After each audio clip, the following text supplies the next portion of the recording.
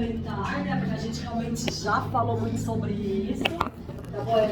Fala da meia-vida do hormônio, não, vocês já lembram disso, É 20 né? anos. Mas só observem então, a meia-vida do cortisol, né, uma meia-vida lembrei que não cai, né? a gente vai falar de 90 minutos, mais ou menos, tá? E vejam, turma, que qual que é a porcentagem que o cortisol circula livre? De 3 a 4%. Né? O resto circula como? Ligado à proteína carreadora. Tá? Qual que é a principal proteína carreadora que carrega o cortisol no sangue? Albumina. É a albumina? É a CBG. Tá? Tem a CBG. tabela. Eu vi Isso. a tabela. A albumina, ela carrega cortisol um pouquinho sim. Né? 7% do cortisol é carregado pela albumina. Só que 90% dele é carregado por uma proteína carreadora chamada de CBG. Tá? CBG significa o quê? O BG é sempre binding globulin. Então é a globulina carreadora de cortisol. Tudo bem? Tudo bem, turma? Tudo bem com essa tabela? Essa daqui também a gente já explorou bastante sexta-feira, tá bom? O pessoal chamou a atenção, né, com o fato de que a gente tem muito mais cortisol do que aldosterona no sangue, né? Então, a concentração dela é muito pequena, né? O cortisol é muito mais presente no sangue, tá? Lembre-se de que o cortisol, ele conseguiria ter uma ação mineralocorticoide, só que fisiologicamente ele não tem. Por quê? Qual que é o macete que o corpo desenvolveu para evitar cortisol tendo ação mineralocorticoide à torta e direita? Isso, né? Tem aquela enzima que inativa cortisol nos tecidos alvos da aldosterona. Vai? Tô lembrando de sexta-feira. Muito bem. Bom, agora a figurinha da Silvertord resumando o cortisol. Tá bom? Vamos explorar um pouco essa figura. Tá? Então, vamos dar uma olhada, né? Então, o hormônio hipotalâmico do eixo é o CRH, né? Vejam aí que ele é produzido no hipotálamo. Aí ele chega na adenopófise através do sistema POR, hipofisário. Lá ele vai estimular a produção da PONC e aí os produtos da quebra da PONC vão ser secretados. Um deles é o ACTH. Muito bem. O ACTH vai chegar lá no córtex da suprarrenal, vai atuar principalmente em qual camada?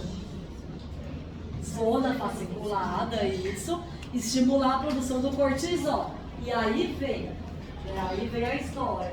Quais vão ser as ações do cortisol? A gente já comentou da ação dele na glicemia, né? O que ele faz com a glicemia? Isso, ele aumenta a glicemia, né? Ele tem uma ação no sentido de aumentar a glicemia. Como que ele faz isso? Isso, né? Por meio de duas ações. A resistência à insulina e qual outra também que está na figura? Gliconeogênese hepática, tá? Tá claro isso na cabeça, pessoal? Como a gente vai falando, vocês vão enxergando esses processos, tá? Então são essas as ações do cortisol que tornam ele um hormônio hiperglicemiante. Muito bem. E mais também que o cortisol faz, né? Então, lembra lá do GH, turma? Para fazer gliconeogênese, o GH ele quebrava o quê? Para utilizar um produto e fazer gliconel. Ele quebrava, né, lipídio, triacilglicerol e utilizava o glicerol para gliconel.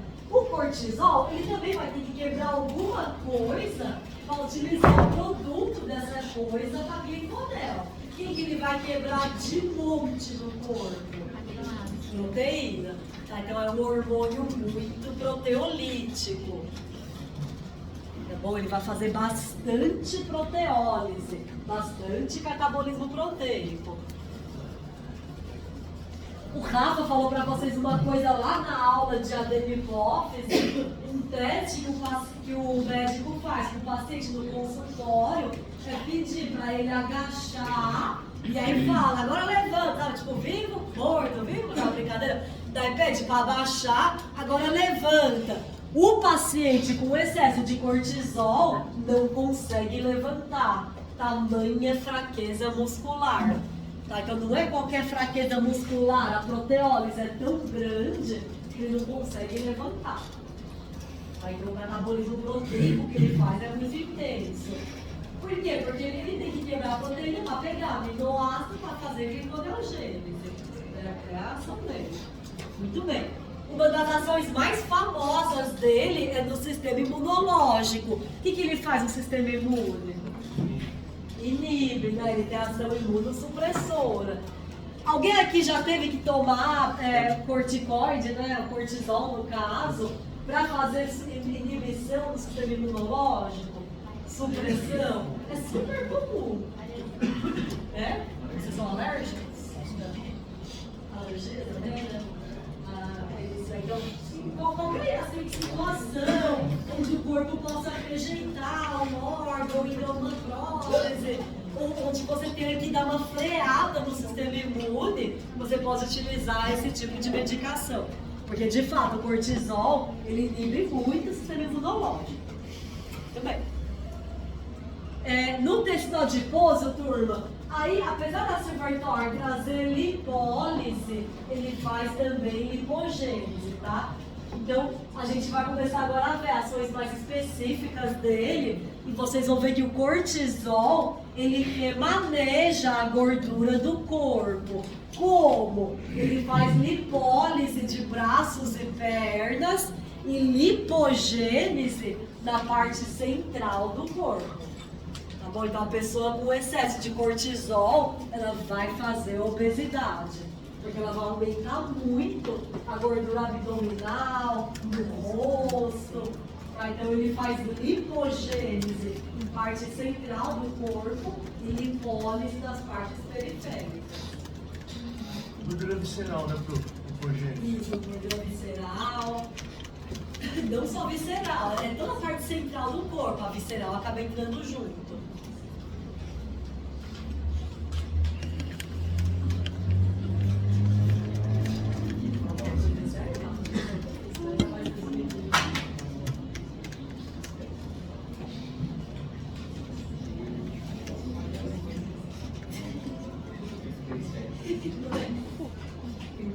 Bom, esse aqui também, ele suspende comentários, né? A gente já falou muito disso, tá? É só chamar atenção que o receptor clássico do cortisol é intracelular. Claro, ele é um esteroide, né? Então, assim como a aldosterona, lembra de que o NR era intracelular. O receptor do cortisol é chamado de GR e ele também é intracelular. Então, GR. O que significa GR? Isso, receptor de glicocorticoide. Ele também é intracelular. Muito bem. Essa que a gente já comentou bastante na sexta-feira. Então, os tecidos-alvo do mineralo, eles possuem essa enzima do tipo 2 que inativa cortisol, transformando ele em cortisona. Para que isso? Justamente para evitar uma ação mineralocorticoide feita pelo cortisol. Tá bom? Se o tecido é alvo de mineralo, você quer quem agindo lá? Mineralocorticoide, aldosterona, não cortisol enxerido. Como ele é parecido com a aldosterona, ele conseguiria se ligar no receptor MR. Tá? Mas normalmente ele se liga? Não, graças a essa 11-beta-HSD do tipo 2. Se fizer lá o caso do Alcaçuz na sexta-feira. Tudo bem? Tudo bem, meninos? E a do tipo 1? Onde que vai ter bastante da enzima do tipo 1? Inteiro. A do tipo 2 tem nos tecidos alvos do mineralocorticoide. E a do tipo 1? Dos alfos do glicocorticoide. Né? Vejam que a do tipo 1, ela reativa, né, o cortisol, ela pega a cortisona e torna ela de novo o que ela foi um dia, que é cortisol, que é a forma ativa do hormônio. Muito bem. Bom, e aí vamos às ações do cortisol, tá? Então, essa tabelinha do livro do Lange de endócrino, ela resume as ações do cortisol. Tá? Então, quais são elas, né? Então, dentro do aspecto metabólico, quais são as ações do cortisol? Então, degrada a proteína muscular, aumenta a gliconeogênese, e aí com isso glicose plasmática, aumenta a síntese hepática do glicogênio, tá? Cuidado, isso aqui explica a hiperglicemia? Não, tá? Não explica, então esquece isso. Foca na gliconel, porque o paciente vai estar hiperglicêmico por causa de gliconel. Muito bem. Diminui a utilização da glicose, né, mais conhecido como resistência à insulina. Tá? Então ela faz uma resistência à insulina, diminuindo com isso a utilização de glicose nos tecidos. Ela faz também uma diminuição da utilização de aminoácidos. Então ele é filho da mãe, né? Ele faz proteólise e diminui a captação de aminoácidos também pelos músculos, né? Porque ela quer esses aminoácidos todos indo para onde? Para o fígado, para a gliconeogênese. Aumenta a mobilização de gordura. Por quê? Porque ele vai estar redistribuindo a gordura. Então ele vai ativar muito lipólise da periferia e lipogênese do central. Agora você vai ver na cara do paciente que ele está com excesso de cortisol. Eu já vi algumas fotos. Mas independente das fotos, né, Rafa, que é o caso extremo que está literalmente no livro de endócrino, 2 professores já que a gente convive e falou, nossa, tá com um aspecto de Cushing, que fala que é o excesso do cortisol. O Andrés e a Liege, a São Bernardo, né? A Liege já tinha um problema de asma muito forte. Ficava mexendo, internava com asma. Numa dessas internações, ela voltou totalmente cushingoide, que é assim, a afeição do Cushing, que é totalmente com excesso de cortisol. Tá? Que é inchaço, acúmulo de gordura central. Muito bem, ela deixa a gente citar em aula, Andrés, eu confesso que eu não pergunto.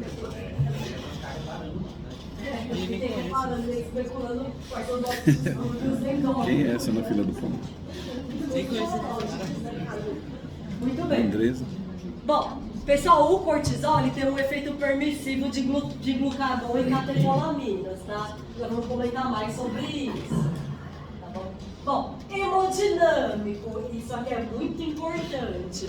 Então, o paciente com excesso de cortisol, ele não vai ser só hiperglicêmico, ele também vai ser hipertenso, tá? Uma das explicações dessa hipertensão é a ação mineralocorticoide que o cortisol tem. Mas a outra explicação, que também é real, é que ele aumenta muito a responsividade de catecolaminas nos vasos sanguíneos, tá? Então, ele tem uma ação importante de deixar o vaso responsivo à adrenalina, a outros agentes hiperpressores, tá bom? Por isso que ele é hipertensivo, né? Um hormônio que age para aumentar a pressão arterial. Se o paciente não tem cortisol, ele pode ter um choque de pressão arterial, né? Um colapso, na verdade, que eles chamam. O colapso da pressão arterial. Então ela cai muito. Tá numa situação de estresse, onde você tem que aumentar a PA para melhorar a irrigação de tecidos importantes, você não consegue fazer isso. E a pessoa morre, então o cortisol é imprescindível para a vida. Importante fazer reposição de quem tem falta.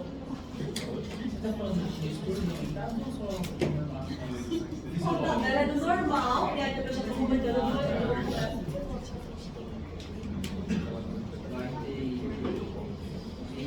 Isso. Tá, então, existe o normal, né? As ações fisiológicas. Se a pessoa tem um excesso do cortisol, isso aqui vai dar tudo exacerbado. Se ela tem falta, isso aqui tudo vai estar diminuindo.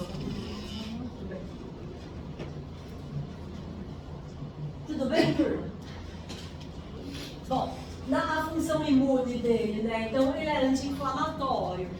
Tá bom? Ele é anti-inflamatório, assim, esse é o grande resumão das ações dele no sistema imune. Então ele aumenta a produção de citocina anti-inflamatória, diminui as da pró-inflamatória. Tá? Ele é super supressor de sistema imune. Bom, e no sistema nervoso, né? Então ele modula emoção, percepção. Paciente que tem uso crônico de cortisol pode ter depressão. Tá? Ele de fato tem uma ação, né, na parte emocional de causar depressão. Tá? Cortisol, turma, ele faz morte de hormônio do hipocampo, de neurônio do hipocampo, desculpa. Então é um hormônio que quando ele está alto, ele causa morte de neurônio hipocampal. E que o hipocampo é importante mesmo? O que lembra do hipocampo do sistema nervoso? Já ouviu falar? Famoso? Memória, né? Ou seja, é um estrutura importante para o aprendizado. Nossa, então o estresse me faz aprender menos? Faz. Ele não só te causa hiperglicemia, hipertensão, mas também te faz aprender menos.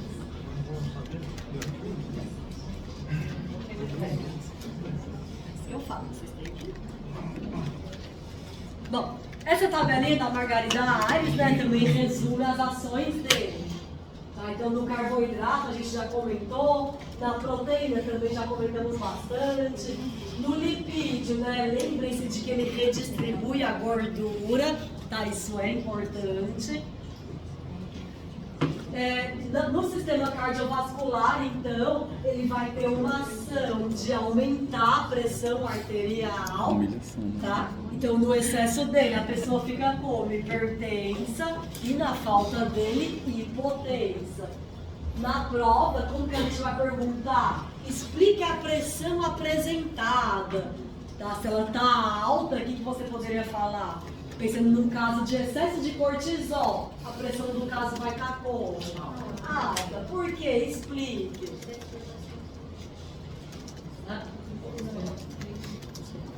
A pessoa vai falar, devido ao excesso de cortisol, mas isso eu já sabia no caso clínico. Quais são as ações dele que aumentam a PA?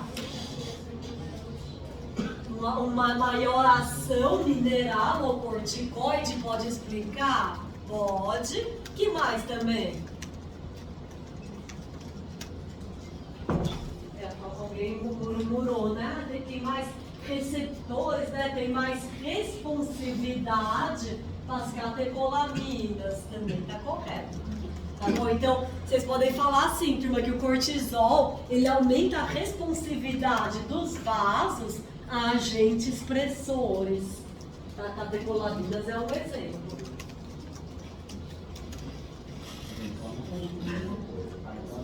O cortisol ele não vai aumentar a secreção mineral do corticóide. Ele não aumenta a secreção de aldosterona.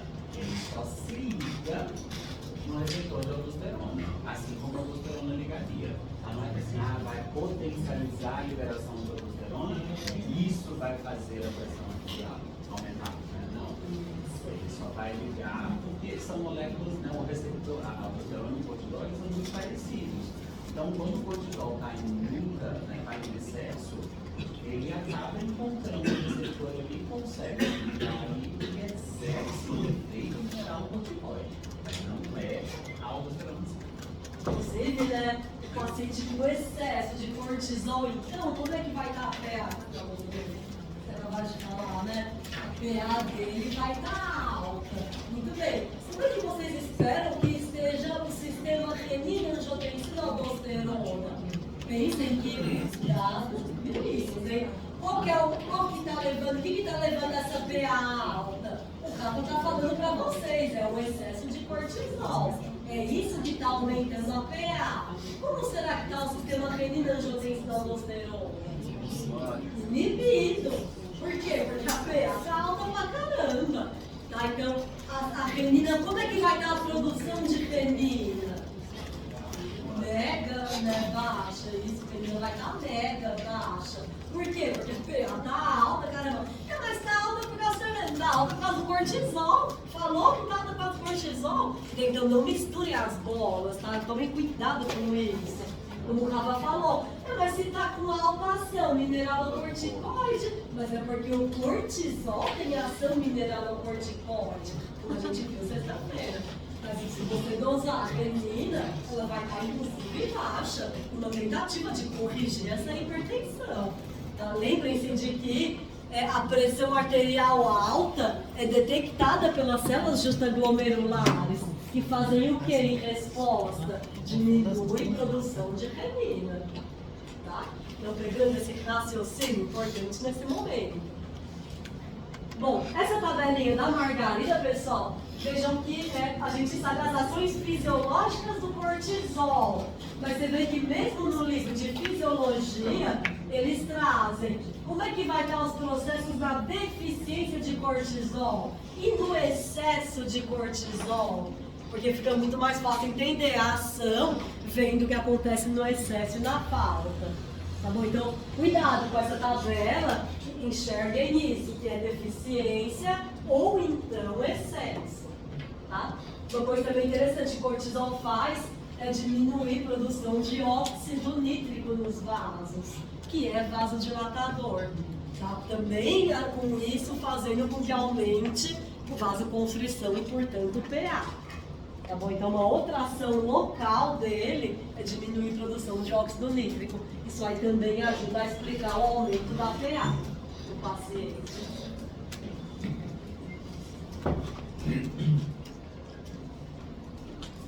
Bem, a tabela continua, né? Ele coloca aqui, né? Qual é a ação do cortisol no eixo? Ele vai controlar o ACTH, né? Lembra de que ele inibe, né? Inibe PONC e, portanto, o ACTH.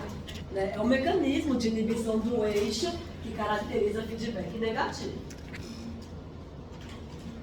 Bom, pessoal, uma coisa que talvez seja o momento de falar agora. Como que é o nome do excesso de cortisol?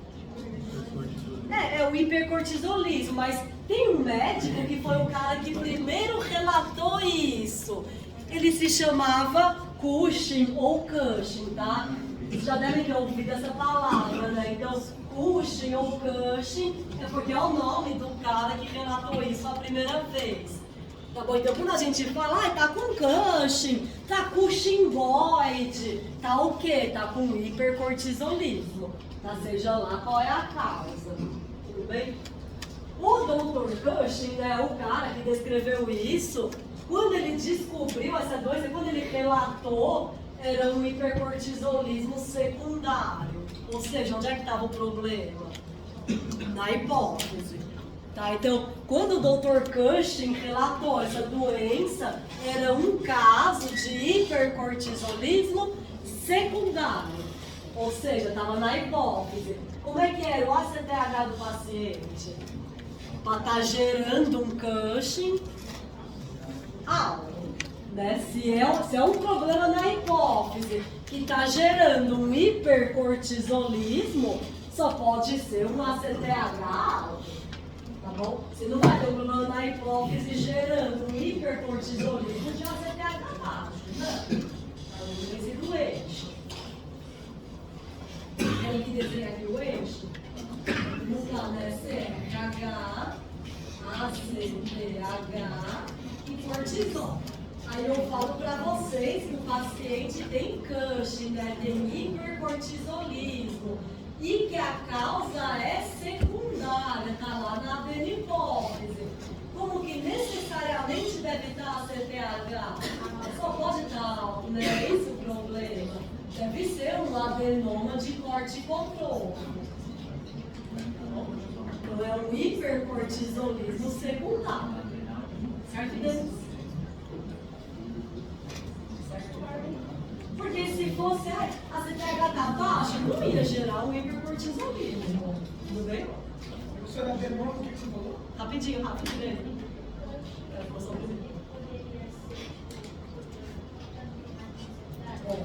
Pode sim, já volto nisso. Diga, Rafa. Por exemplo, um adenoma de corticotrófico, que é o trofo que produz a CTH. Aí a Isa falou, mas o Cushing Pode ter outras causas, né? Inclusive medicamentosas. Pode.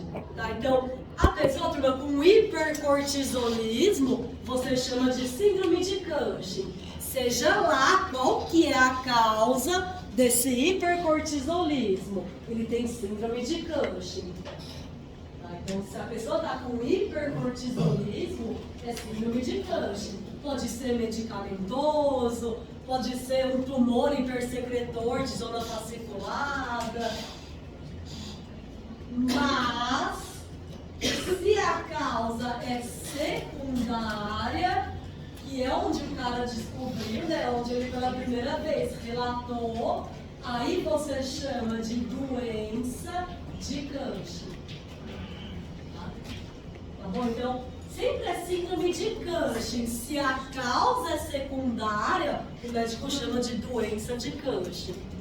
Tá? É a doença do Cushing, a doença de Cushing. O que significa? Hipercortisolismo secundário necessariamente. E outros Cushings? Aí é tudo síndrome de Cushing. Esse conceito é extremamente importante. Pior que ele é, né? Pior que ele é. Extremamente importante para colocar. Essa distinção ela é imprescindível. Porque lá na frente isso vai fazer muita diferença para a gente entender o mecanismo fisiológico disso e como que trata, porque trata diferente. Os médicos falam, não, mas aí é a doença de Cushing, né? Assim, isso aí já subentende o quê? Que a causa é hipofisária. Tudo bem isso, turma? Vamos olhar agora os pacientes e vamos fixando melhor tudo isso. Tudo bem.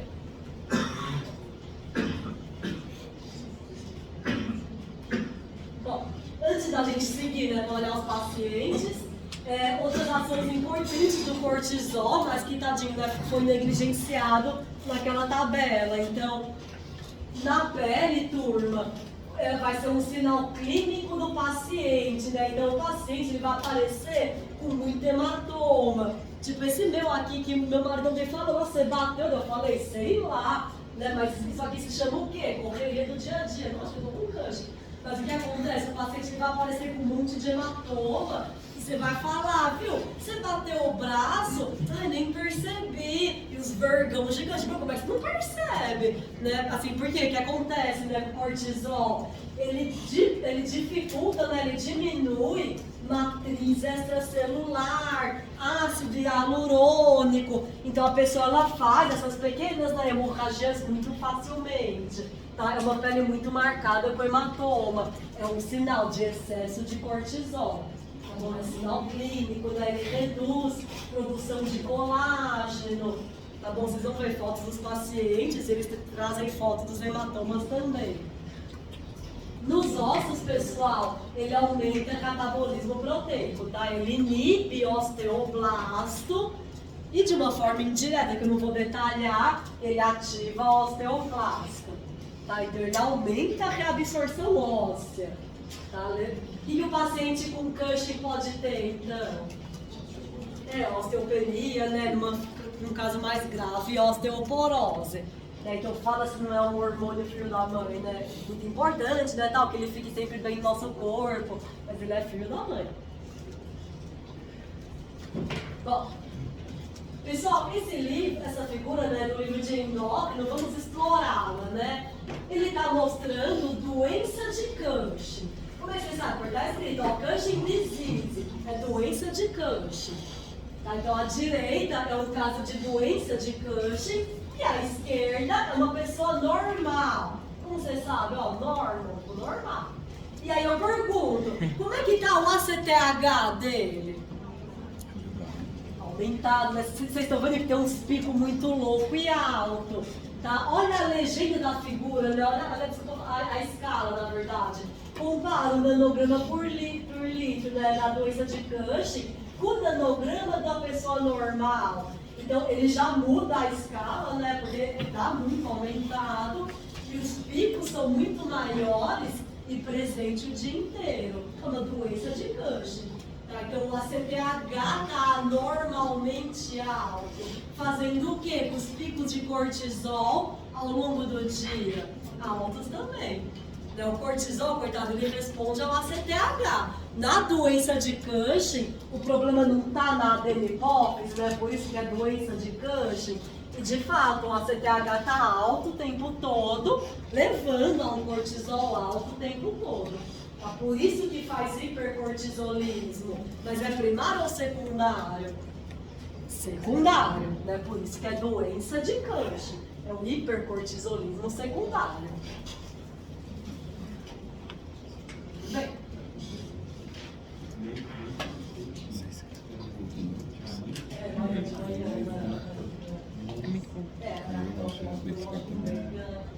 Então ele fala, né? No sujeito normal, né, a secreção de ACTH e cortisol é maior no início da manhã e vai caindo ali no estender da noite.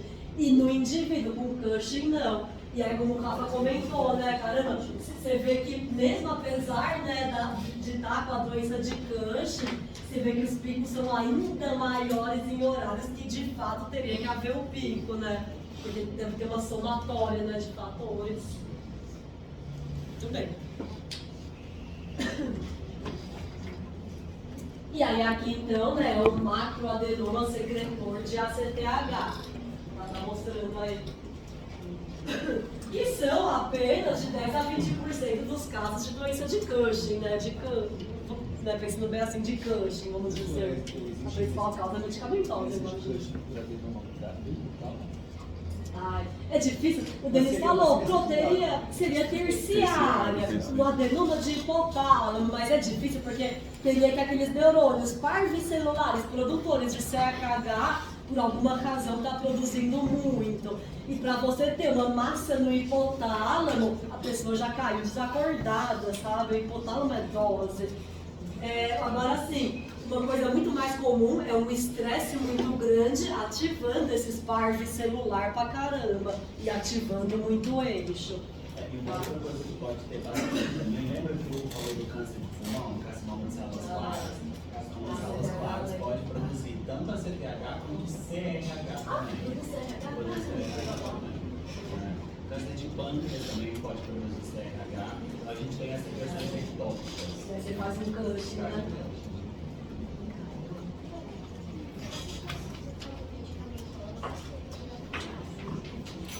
Então, a gente quer aquele problema que eu esqueci de perguntar para a Elaine. O nefremédio, se é primário.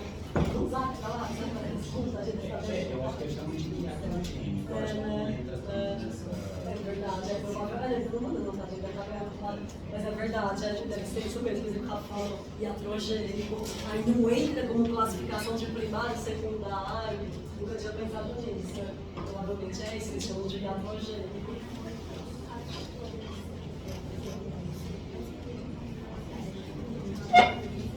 Então deve entrar em ectópica.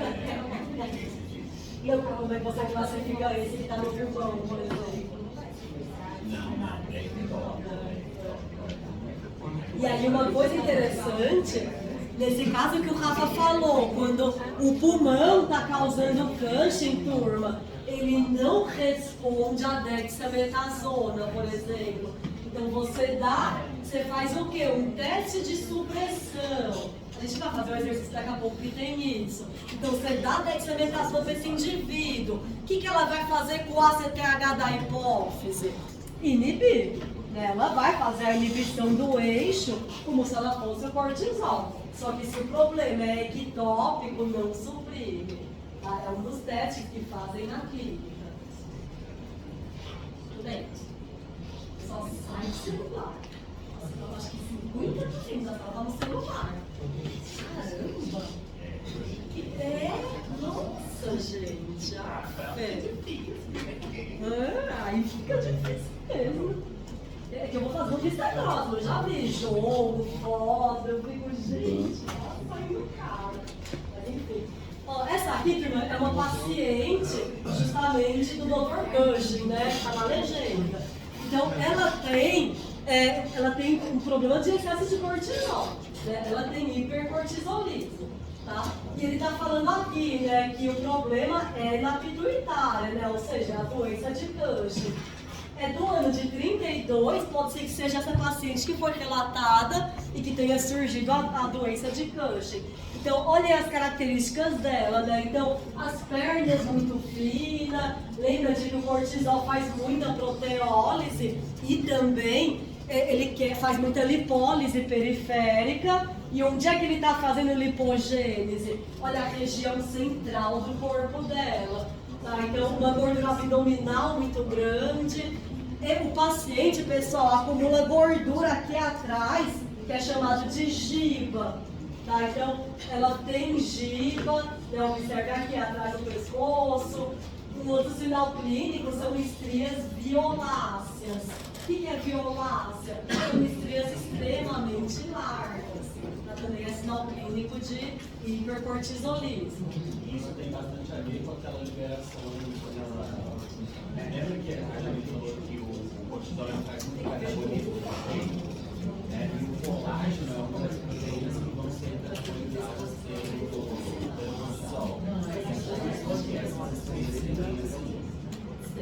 É uma sensibilidade, né? Assim, quando cataboliza muito proteína, cataboliza colágeno também, né? Vai ficando cada vez mais fininha, e é isso, né? E aí a pessoa ela vai ter toda uma característica que mostra que é Cushing, né? Que nem essa daqui também tem doença de Cushing, ou seja, o problema está na hipófise, né? E ele está mostrando à esquerda ela antes da remoção do adenoma e a direita pós remoção do adenoma. Então você vê que o rosto, né, já muito mais magro, o Cushing também tem muito acúmulo de gordura aqui nessa região, né, aqui perto do ombro. Aí você vê até atingir o cabelo, né, largou o marido, enfim, a pessoa ficou... É outra mulher hoje, né? Tá passeando, né? Fez bem pra ela. Outra mulher, né?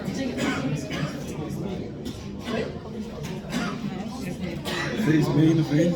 Tirar o Faz uma redistribuição da gordura, Ficou tira da bonito. periferia Até o e cara pula aqui. no central. É isso. Não tinha nem pra academia. Até foi. Só ele. Ele fala, você chama bem? Você chama de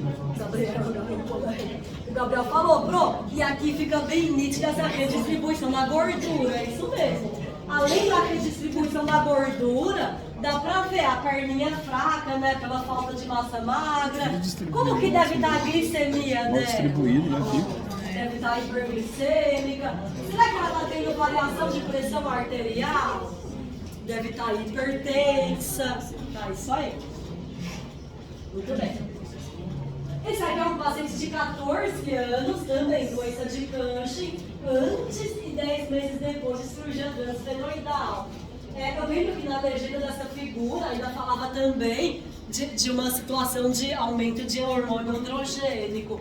Então, na figura, eu lembro que falava, ele tem sinais de excesso de androgênio. Eu não sei, eu não vejo muito, né? O livro falou, né? O livro sabe mais do que eu, obviamente, não é mais livro de clínica, mas é uma coisa que também pode acontecer na doença de Cushing. Por quê? Quem que está muito alto? A ACTH. Lembra de que a zona reticular, ela também pode responder ao ACTH, tá bom? É que num homem fica difícil perceber, né? Ainda mais de 14 anos, porque onde é que tá vindo a maior parte da testo dele?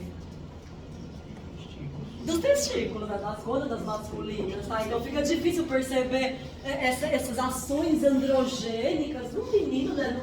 Num rapazinho de 14 anos. Se fosse uma criança, uma mulher, aí sim. Muito bem.